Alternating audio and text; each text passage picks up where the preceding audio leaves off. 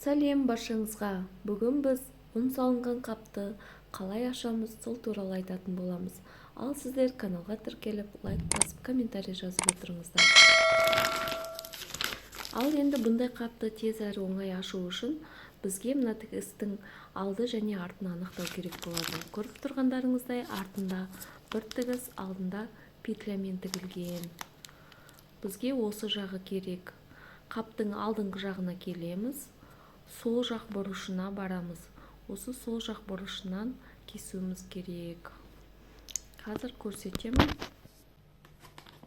Мына қап екі рет тігілген. Үстіңгісі кішілеу екен. Астыңғысымен көрсеткен ыңғайлы. Үстіңгісін алып қоямын. Міне астыңғысынан қараңыздар. Байқап тұрғандарыңыздай бір жіп алшақтау болып тұр.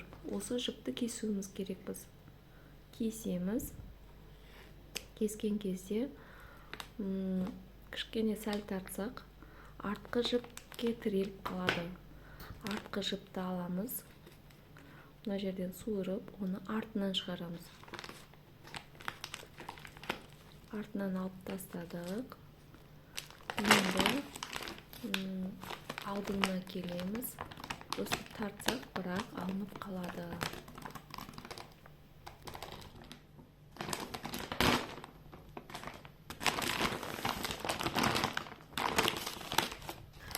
Ал енді қаптың артқы жібінде оңай осылай ала саламыз.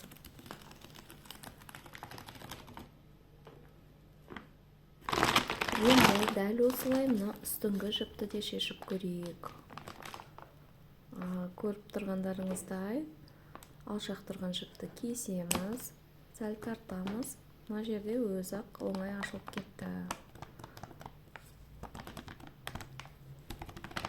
Енді әр кезде арқылай өздеріңіз көресіздер.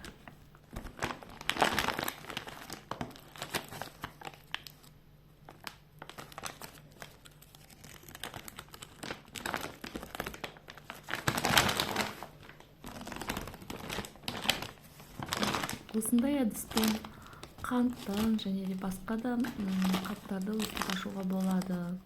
Назарларыңызға рахмет. Комментарий жазып, лайк басып, осы каналды қолдап отырыңыздар.